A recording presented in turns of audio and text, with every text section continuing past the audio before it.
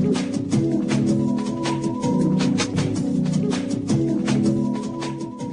to InConversation. We come to you from Washington, D.C. I'm Aastha, and today in our studio we have a special guest, Viraj Gandhi, who is here giving Ramesh a day off today, which he well deserves. Welcome to the studio, and it's great to have you here. Thank you for having me. I know our viewers will be curious about you, so let me just start by saying that you are a consultant in the IT field, and you actually run your own company. You're an entrepreneur, and your company is called Paradyme Management. What does Paradyme Management do? Paradyme Management is an IT strategy management consulting firm based in Washington, D.C. Our central focus is information, and out of information, we specialize in service-oriented architecture, integration, analytics, business intelligence, and on the functional side, we deal with organizational change and business process management. Wow, that's a mouthful. That is a mouthful. So I have to ask, if this is a tough economic time, what is it like running your company in this time? Who are your customers? So our primary customers are local and state governments, the federal government, and also commercial clients. One of the things that I highly believe in is brand management and brand recognition. When I started the company, we made sure that we delivered quality service, and therefore our clients have continued to come back and work with us. Well, that's excellent. It's always nice to meet someone who's actually gone out there and done it for themselves. It's wonderful. But if you're a follower of the news, then you know this week was a big week because we did actually manage to pass a health care reform bill. Of course, it was passed by the House of Representatives. It eked by, I should say. Yes. And so, I mean, you can celebrate it as a victory, but it really doesn't feel like one because it didn't have overwhelming support from both sides of the House, the Republicans or the Democrats. You know, you said that it was a win, but the healthcare bill has changed so much since Obama has actually written it into, or tried to write it into legislation, that I question, is it a true win, or are we just happy that it is no longer in purgatory, but it has actually passed? I think that's a good point. I think, you know, the original tenets of trying to get everyone health coverage to make sure that they weren't turned down for existing conditions, some of that is getting blurred by all the rhetoric that seems to surround this, and the latest rhetoric that seems to be coupled with this whole passage is this amendment that has to do with abortion. You know, we've always traditionally said we don't want government-funded abortion, but this amendment goes beyond long-standing prohibitions against public funding for abortions, limiting abortion coverage even for women paying for it without government subsidies. That's pretty big. It's almost like we take the main event and we cloud it by all these peripheral topics, hot-button topics like abortion or gay rights, and it dilutes the message and it keeps it from passing.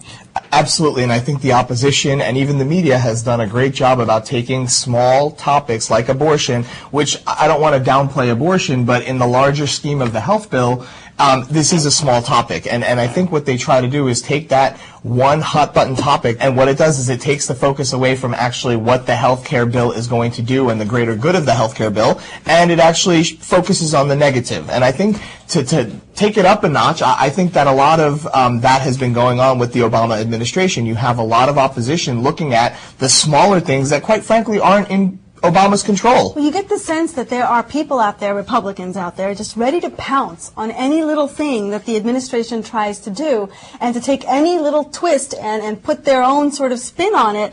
And that spin, I mean, they've been masterful at it. I think that's one thing the Democrats really should learn from the Republicans is how to be more masterful about marketing themselves, because they seem to take a beating every time they get out there to try to make some change. But there was one glimmer of hope from the Republicans. This was a Representative Joseph Cowell from Louisiana. He was the lone Republican to support the House health care bill. He was the lone one. If you think about it, that's huge for him to have done that. But if you listen to his reasoning, it was so straightforward, and it illustrates the problem. He said simply, his district is poor. They need help. His constituents don't get health coverage. They need it, and therefore he voted for the bill. Even though he might be primarily in a Republican part of his state, where the Republican leanings are there, he still voted for the bill to try to get this help for his constituents. And that tells me that this isn't about rich or poor, right? I mean, to some extent, Republicans have always been the party of the rich. Democrats have always been the party of the poor. But here you're talking about hot-button items that split along your moral convictions, your ethical convictions, And yet here is this man very simply looking at it from his jurisdiction and saying, I have people who could benefit from this. I'm going to vote for it. And don't you think more politicians should be like that? We elect people to actually represent us, whether it is an assemblyman, a councilman, a mayor, a representative, a senator. And I think that his show of support for his community is a huge step, whether it's for the Democrats or whether it's for the Republicans. I want to see more people do what he did. And it's especially noteworthy because he is Vietnamese. And he is very young, and in some sense, being elected from Louisiana and being from that demographic is huge. He's actually standing up and making a name for himself, and I think he's doing the right thing. Right, and I think we should follow that story because I think there is going to be some fallout from that, from his party, and I think it's going to be interesting to see, what his constituents think and also what the party thinks of what decisions he's made. Well, moving on, but staying close to health care, is this whole controversy surrounding H1N1 vaccinations. No doubt, if you've been looking for them, they've been hard to find. In fact, there have been lines around various community clinics, and often when you get to the front of the line, the dosage has run out because the distribution and the number of doses that were supposed to come to the United States and be available just haven't been there. And I know this is something you've been looking at closely. I have, and obviously it's been in the news, it's been in the papers. I've actually read a couple of blogs on it, and one of the blogs is titled H1N1 Vaccine, One Big Confusing Mess. So now we look at the H1N1 vaccine, and you look at families and people who question whether or not they should actually get the vaccination.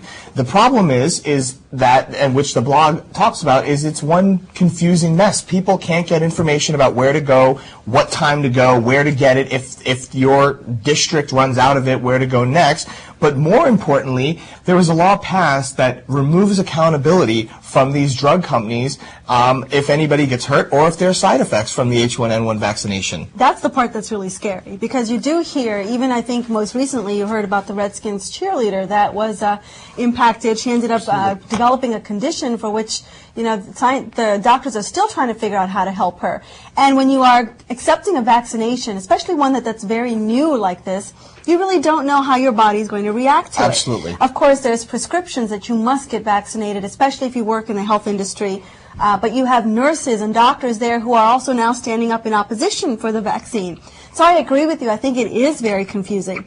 The other part of this that is scary is that, we always talk about preparedness in the case of a pandemic. A few years ago, it was SARS.